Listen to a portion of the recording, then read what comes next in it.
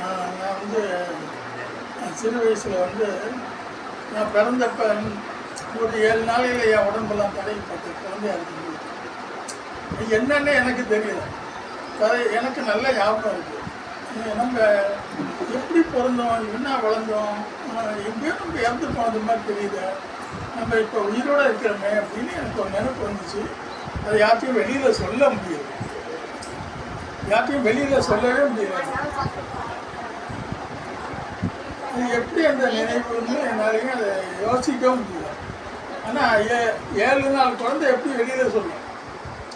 குழந்தை பிறந்தப்போ என் உடம்பெல்லாம் தடவி பார்க்குறேன் 7 நாளையில்.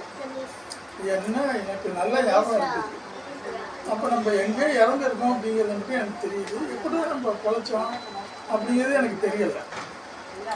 நம்ம என்ன ரொம்ப காலம் வாழ்வோம், இப்போ தான் குழந்தையாக வந்திருக்கோம் அப்படின்னு நான் நினச்சிக்கிட்டேன். இந்த ஒரு 7 நாளையில் அதை வெளியில் யாருக்கும் சொல்ல முடியாது. நான் குழந்தை இல்லை, பேச முடியாது. ஆனால் எல்லாம் தெரியுது எனக்கு. அம்மா யார், அப்பா யார் எல்லாமே தெரியுது எனக்கு. ஆனால் வெளியில் சொல்ல முடியல. இருட்டு அந்த கற்றுவேன் சின்ன பிள்ளைங்க, அவ்வளோதான் எனக்கு தெரியும். ஆனால் எல்லாமே எனக்கு தெரியுது சின்ன பிள்ளைங்க. அடுத்தது படிக்கிறோம். படிச்சுக்கிட்டு இருக்கும்போது சில செயல்கள்லாம் வந்து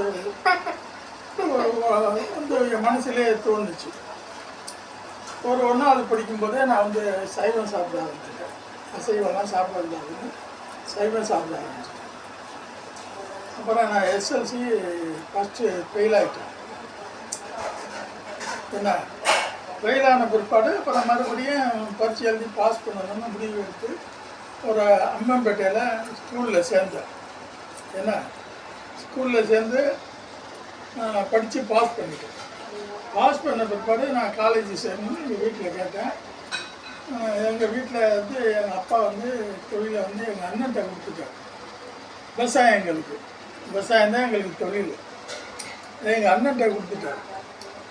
கொடுத்ததும் அவர் என்ன சொல்லிட்டார், இந்த விவசாயத்துக்கு நீ வா, நீ படித்து மேலே போய் வேலைக்கு போயிடுவேன், நான் விவசாயம் பார்க்கணுமான்னு எங்கள் அண்ணன் சொல்லிட்டார்.